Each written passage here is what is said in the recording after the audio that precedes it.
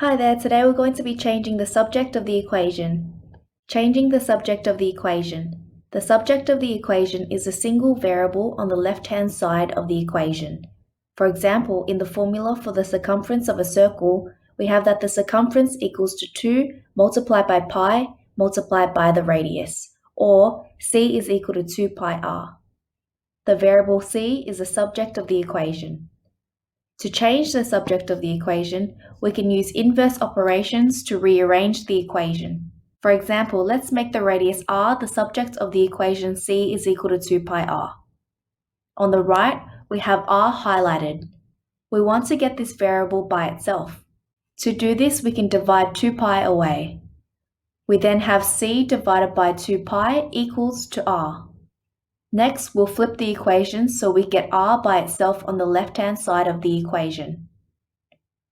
Our final answer is r is equal to c divided by 2 pi, where r is the new subject of the equation. Here is our first example. Make t the subject of this equation.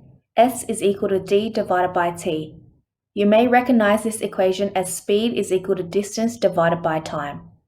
We want to make time the subject. To do this, we need to remove the denominator t away. Let's multiply both sides by t. On the left-hand side, we'll have s multiplied by t, and on the right-hand side, we are left with d. We want to get t by itself. To do this, we need to move the s away. We'll divide both sides by s. We'll then get t is equal to d divided by s.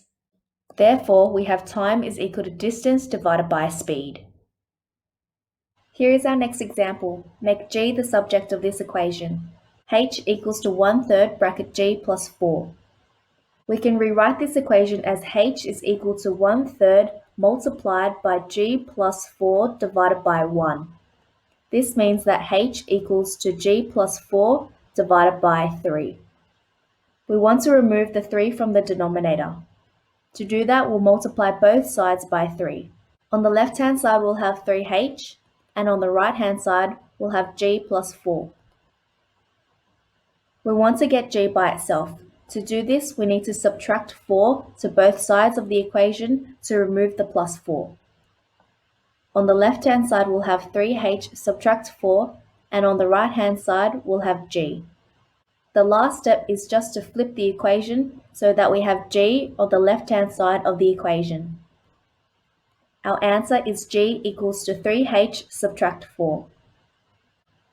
Here is our next example. Make s the subject of this equation. V squared equals to u squared plus 2as. This is a physics equation for motion. V is the final velocity, u is the initial velocity, a is the acceleration, and s is the distance traveled. We want to get the term with s by itself. To do that, we need to move the u squared away. To do that, we need to subtract u squared to both sides of the equation. We will then get v squared minus u squared equals to 2as. On the right-hand side, we have 2a multiplied by s. To get s by itself, we need to divide away the 2a. Make sure you do this to both sides of the equation. On the left-hand side, we'll then have v squared subtract u squared divided by 2a, and on the right-hand side, we'll be left with s. Our last step is just to flip the equation so we have s on the left-hand side of the equation.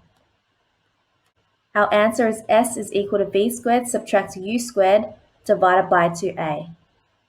Here is our last example. Make m1 the subject of this equation. F equals to g multiplied by m1 multiplied by m2 divided by r squared. For those who are interested, this is the gravity equation. It says that the force of gravity, which is given by capital F, equals to the gravitational constant, which is capital G, multiplied by the mass of the first object, multiplied by the mass of the second object, divided by the distance between the objects r squared. First, let's remove r squared from the denominator. To do this, we need to multiply both sides by r squared. On the left-hand side, we'll have f multiplied by r squared, and on the right we'll have g m1 m2. We want to get m1 by itself. To do that, we need to move the g and the m2 away. We can do this in one go by dividing both sides by g multiplied by m2. We will then get f r squared divided by g m2 equals to m1. The last step is to flip the equation around so we get m1 on the left-hand side of the equation. Therefore, the mass of the first object equals to f r squared divided by g m2.